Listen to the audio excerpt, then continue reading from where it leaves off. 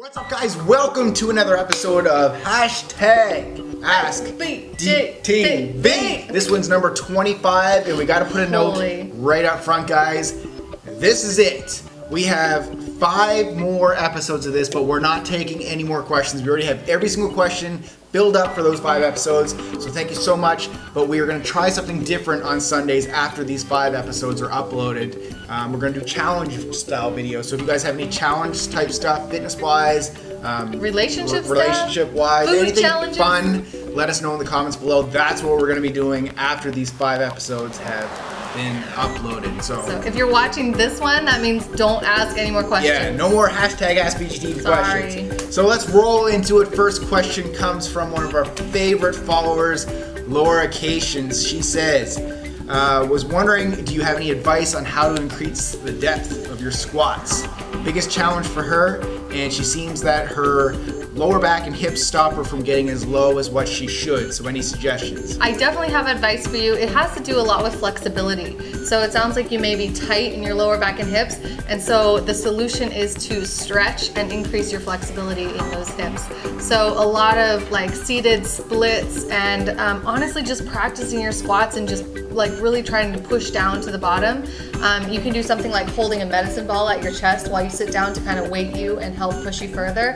The other thing is elevating your heels. If you use like small plates, like 5-pounders, right? Or like 2.5s, you know, just little ones to put underneath your heels, and you step up onto those with just your heels. Your toes are still on the floor, so you're at an angle forward. Squat all the way deep, that'll help. Yeah. All right, great one. Let's move on. Carlos Ferrero. Brad, how do you use any products for your skin? I eat overall healthy, but I seem to get a lot of pimples and bumps on my back and chest. Any suggestions? Yeah, so basically I'll just tell you what I use. I use the, is it Dr. Bronner's? Dr. Bronner? I love that. Yeah. Organic soap. No, it's Dr. Bronner's, and it's like, all they use is organic, no chemicals in there, all stuff that you can really pronounce. It's plant extracts and everything else. That's what I use. Soap. Yeah, so I mean, because some types of soaps can irritate the skin, they can clog your pores, so give that one a try. I'm not sponsored by them or anything, but that's just the one that I use. Next question from NFCat1. Jess, you lift tons of weights. How come you're not shredded as hell? She is shredded. What are you talking about? I think the question is, why aren't you like big and muscly like bodybuilders? Great question. Yeah, thanks. I don't know if I should be offended or not, but so basically it has to do with the total picture of things, right? If I wanted to get shredded as hell, I would be eating more, I would be taking more supplements, I would be training at a higher intensity level.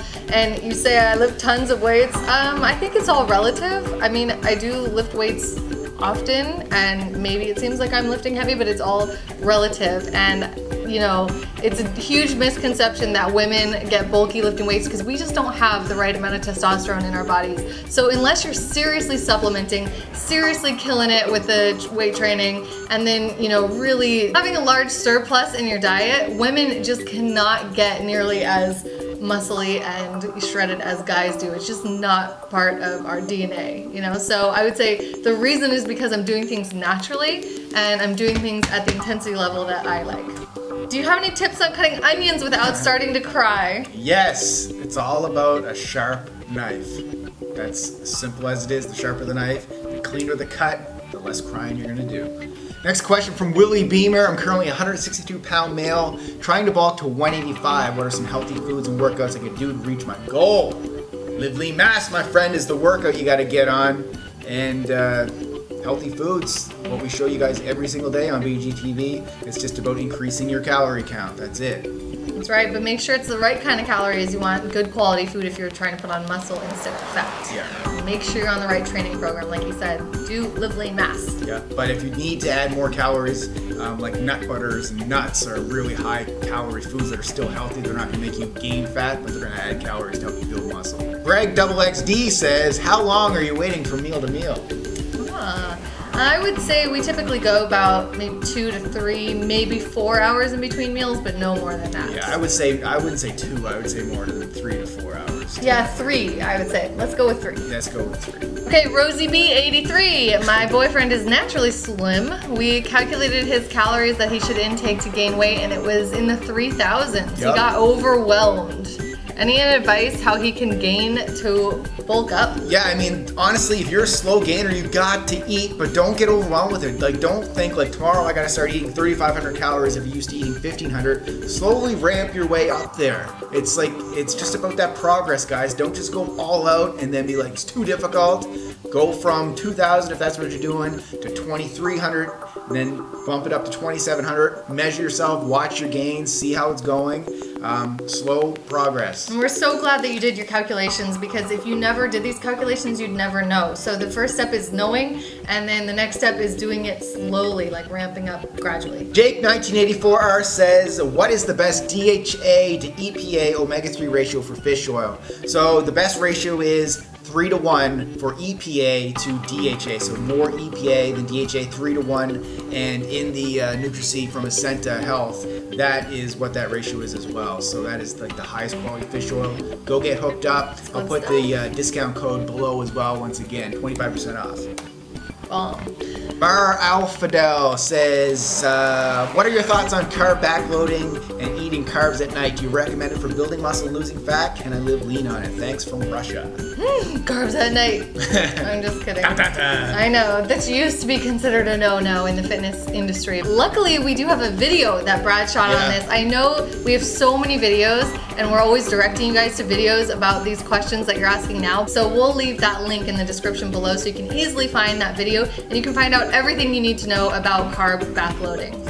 All right, guys, well, that wraps up episode number 25 of #AskBGTV. Okay, guys, that wraps up episode 25 of #AskBGTV. Do not ask us any more questions, because we've taken as many as we can do. Well, you can still ask questions, but we just won't answer them on camera anymore. Yeah, you can post them below. Yeah. But thank you so much. We have 4 more episodes. We're going to keep rolling through. So if you have asked a question before these episodes, they will get answered, but we're not taking any more questions. Thank you so much for watching, guys. If you have any suggestions on what we want to do for those what are they called? Challenges. Those challenge videos. Give us a challenge idea down let below. us know below, and that's what we're going to start doing in a few weeks. So thanks a lot, guys. I think Brad's going to do my makeup, maybe. Really? Yeah. Or maybe I'll do his makeup. Boy! Boy! I just wrap tortilla. You know what it looks like is a Philly cheesesteak. Look, yeah, I know. Look how big Isn't that it? is Without the compared to my cheese. hand. See if I can get one bite here. Want to see? It's